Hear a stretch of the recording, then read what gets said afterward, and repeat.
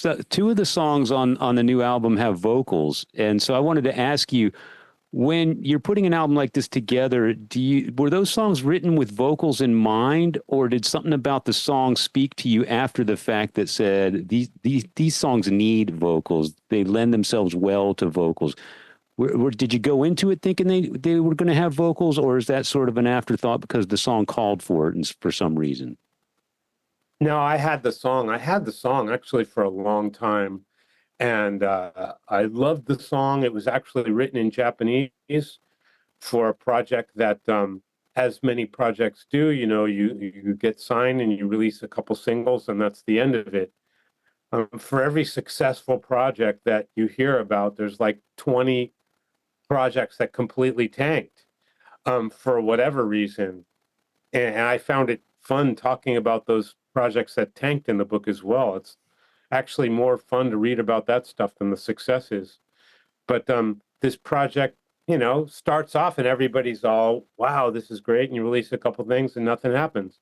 But we did this one song, always loved the song, and always wanted to put it somewhere. But this drama album was supposed to be instrumental, but the vibe of that song fit on the album so well that I'm like, I'm going to put a vocal song on this album. And I'm not going to do it in Japanese. I want everyone in the world to be able to understand it. So we got a great singer, Chris Brooks from Like a Storm, to do English lyrics and to sing the song and to do a music video.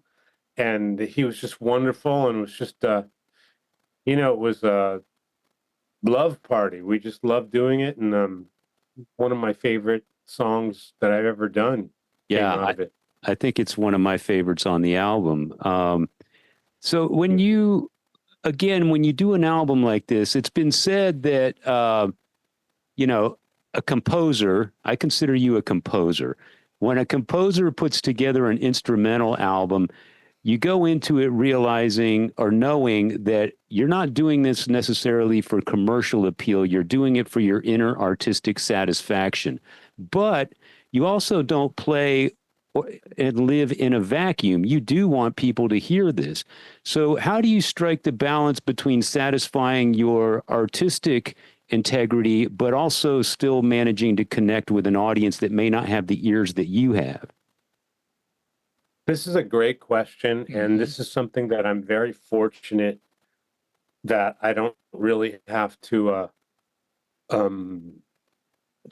dig into so deeply because, like I said, I do so many other things here in Japan that have allowed me to kind of just, when it comes to releasing a record, I just do whatever I want. I don't care if it's a major label puts it out or an indies label puts it out. I've had both, and they, with varying results. Some have been better than others as far as results go, but I've always been completely in control of the content. Now, the only place where I do sort of what's like a compromise, because as you said, you don't live in a vacuum and you want people to enjoy it, is I try to really make an album be an album that's consistent to itself. You know what I mean? What happens with a lot of people, especially in the world of instrumental music, which I don't really want to necessarily be put into, is guys, they have a lot of talent, but they make records that sound like a resume. Here's my up-tempo song, here's my shuffle, here's the romantic ballad, here's the classical influence song, here's my one token metal track. This is just horrible. But like, people want to do that because they want to show they can do all these things, but this is only good if you're trying to get a gig in some band that's one of those things you're trying to do. As far as a listener goes, it's not very friendly. It's not very nice to a listener to do that. So I try to keep the albums in one concept. So if I'm like writing an album like Drama, for example, and suddenly I come up with something that's full on metal, I just love it. Let's put it on there. No, dude, you can't put it on there.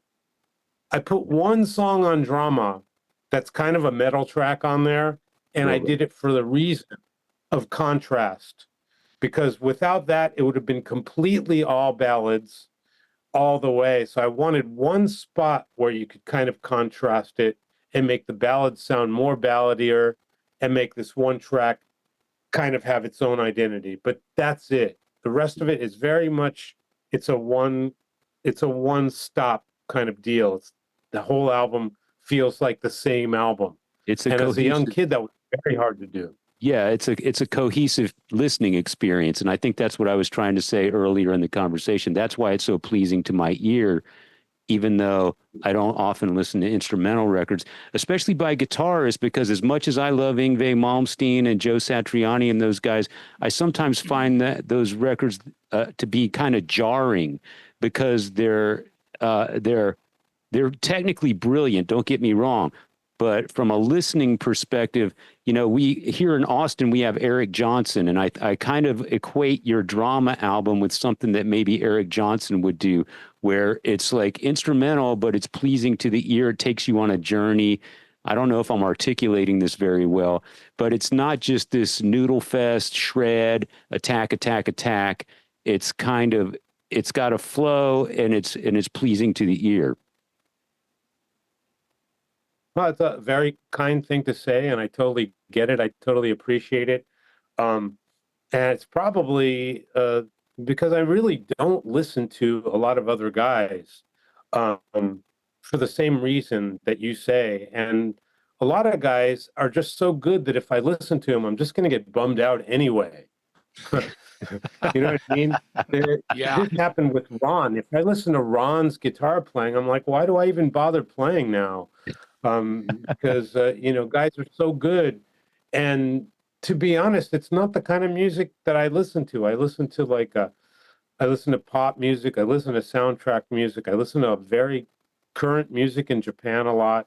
So hearing a guy who can play really great is really not gonna come under my radar so much because there's so many great players, and it's just not my listening choice. So like when you listen to my record, you're not really hearing, okay, well, he's a combination between this good player and this good player and this good player. It's kind of more just like my own personal life experiences rather than a combination of all of my quote unquote guitar influences, really.